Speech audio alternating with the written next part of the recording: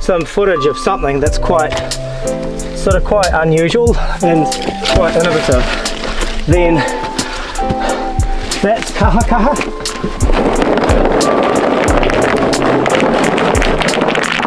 Widowmaker. Ooh, I know. And widowmaker, they grow as epiphytes, but they also grow on rangitoto. And you can grow them in soil, but you have to make sure there's lots of air, because they're, as epiphytes, they're just growing up on the top of trees, right? And frequently, when there's a storm, I'll grab that, thank you. You want to start on the next one, Matilda? When there's a storm, the reason they call them widowmakers is because when they were buggering the forests, they if one of these could weigh up to, like, you get a huge block of this, it could weigh up to, I don't know, maybe like a ton. Oh my god. Yeah, well, if that lands on somebody, it's not friendly, which is why they call them widowmakers. But what happens is, when they land on the ground, they actually grow quite a lot more, but when they make contact with soil, that's what they don't like. So, what we're doing here is we're getting them mounded up with rock as if they're on Rangitoto Island, but of course we're not simulating something that isn't native to the site, because down your driveway these are growing in the purity there, right? That down the road there's that magnificent purity that's got these guys. As you come around the bend, the final bend, you've got a tree that's just a fantastic example of these Astelia hastatas. And so one of the things about them being epiphytes is they've got, see that there? How it's basically like a bromeliad.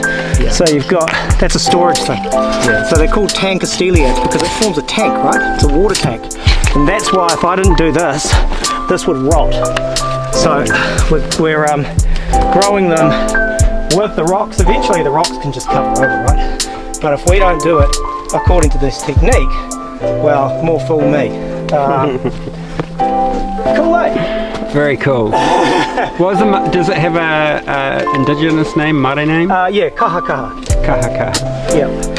And so Astelias in general are called kahakaha, and then you've got kahakaha, and then you've also got another one which is kai wharawhara, and then you've got wharawhara.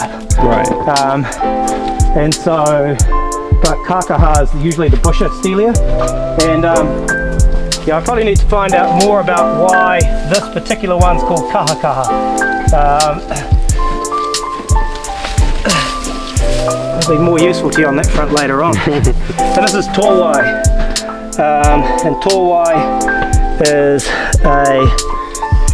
not an uncommon tree. It's a tree that's it's uncommon in horticulture. Not a lot of people know what it is. It's really good for bees. So it's got white flowers. They look quite a lot like a hebe, actually, the white flowers. Your glasses are over here.